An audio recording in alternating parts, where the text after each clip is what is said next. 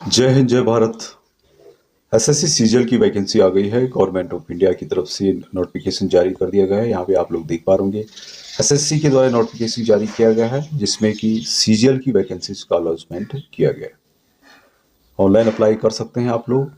Online के लिए apply करना 3 अप्रैल से लेके 3 मई 2023 तक अप्लाई कर सकते हैं और लास्ट डेट है 3 मई 2023। यहाँ पे कुछ डिटेल्स दी गई है फीस के बारे में, तो इसको भी आप यहाँ पे चेक कर सकते हैं।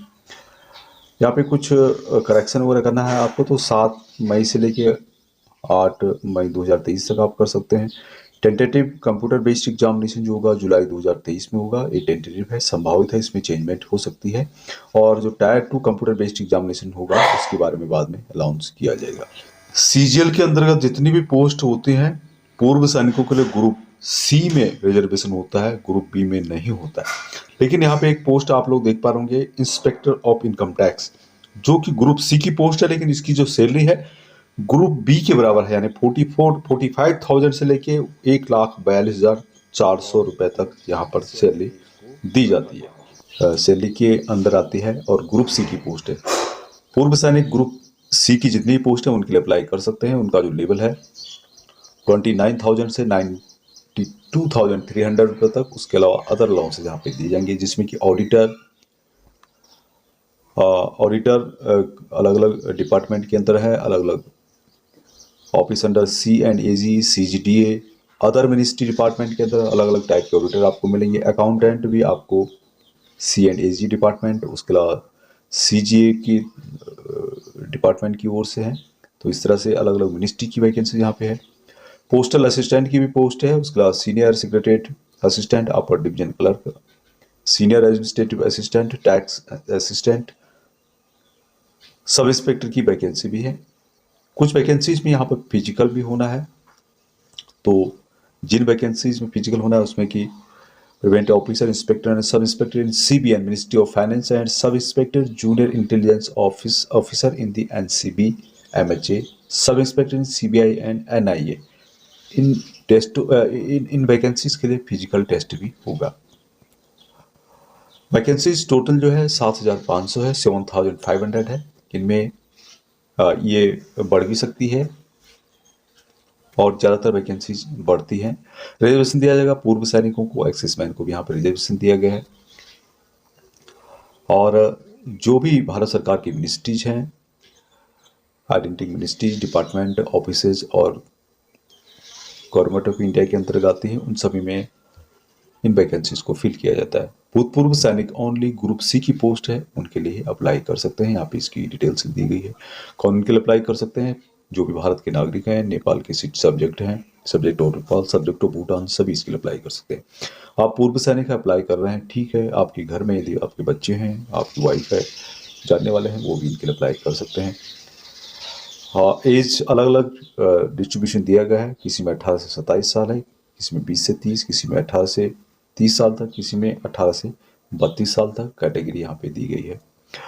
पूर्व सैनिकों को एज रिलैक्सेशन दिया जाएगा। जो भी आपने मिलिट्री सर्विस की है उसको डिटेक्शन करने के बाद 3 साल की और यहाँ पे छूट दी जाती है। उसके अलावा डिफेंस पर्सन जो डिसेबल हुए हैं ऑपरेशन में ड्यूरिंग और एनी फॉरेन कंट्रीज, चाहे आपका यूएन मिशन हो या अदर कोई भी आप ट्रेनिंग में गए हो, वहाँ पर आप डिसेबल हुए तो और यहाँ पर आपको 3 साल छूट दी जाएगी, जो भी जनरल कैटेगरी के हैं।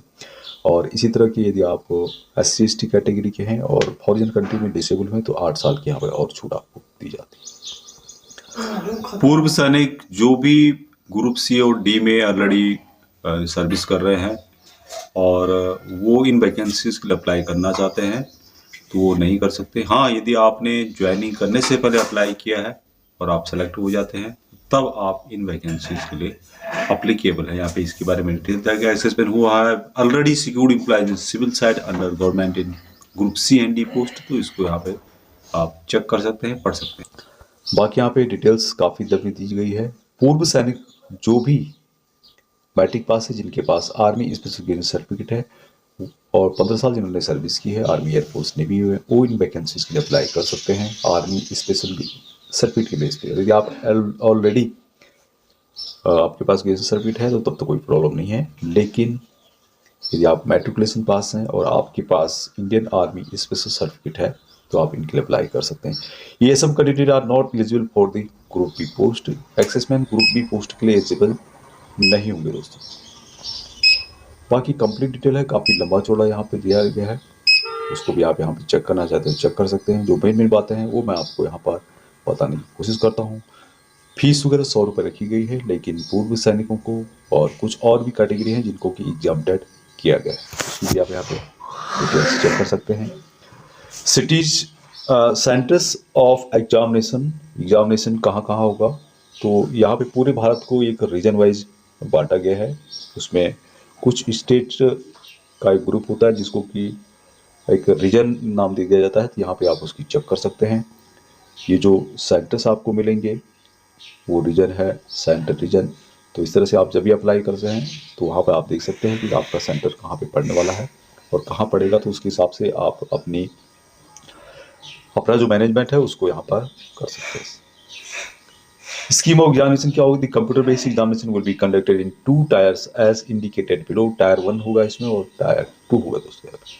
टायर 1 में जो क्वेश्चन पूछे जाते हैं जनरल इंटेलिजेंस एंड रीजनिंग से रिलेटेड 25 क्वेश्चन 50 मार्क के, जनरल अवेयरनेस से 25 क्वेश्चन 50 नंबर की, क्वांटिटेटिव एप्टीट्यूड से लेके 25 क्वेश्चन 50 नंबर के और इंग्लिश कॉम्प्रिहेंशन के 25 क्वेश्चन 50 नंबर के। 1 घंटा 20 मिनट का टाइम यहाँ पे दिया जाता है। और जो भी स्क्राइब कैंडिडेट हैं यानी कि जो जिनमें देखने में प्रॉब्लम है उनको यहाँ पर और ज़्यादा छूट दी जाती है। क्वेश्चन जो होते हैं मल्टीपल चॉइस क्वेश्चन होते हैं और नेगेटिव मार्किंग है 0.50 ईच रॉन्ग आंसर।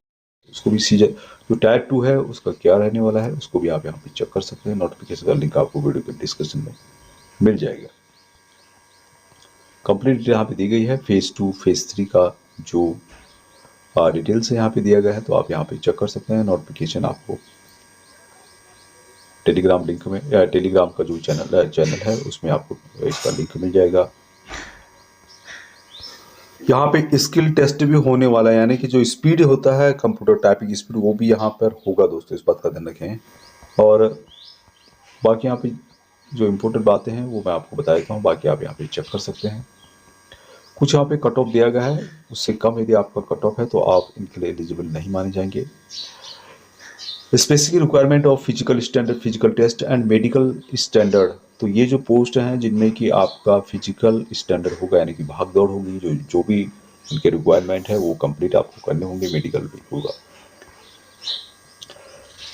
और एक्सेसमैन के लिए जो भी एक्सेसमैन है डिफेंस पर्सनल सर्टिफिकेट जरूरी है। और जो भूतपूर्व सैनिक अभी नहीं हुए हैं यानी कि सर्विस कर रहे हैं और अप्लाई करना चाहते हैं तो उनको नो ऑब्जेक्शन सर्टिफिकेट जरूर लाना होगा, तभी आप इन वैकेंसीज के लिए अप्लाई कर सकते हैं।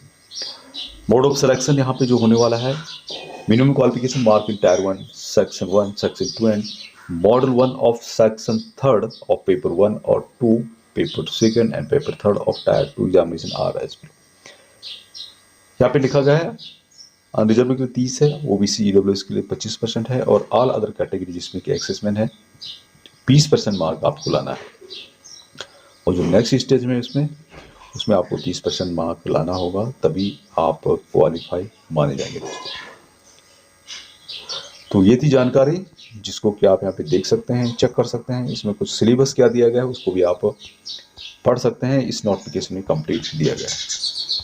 तो ये थी जानकारी दोस्तों, जानकारी अच्छी लगती है तो लाइक करें, चैनल को सब्सक्राइब नहीं किया सब्सक्राइब जरूर करें। और बहुत ही अच्छी पोस्ट है, बहुत ही उम्दा सैलरी है, सबसे बेस्ट जो मानी जाती है। आज के इतना ही, जय हिंद।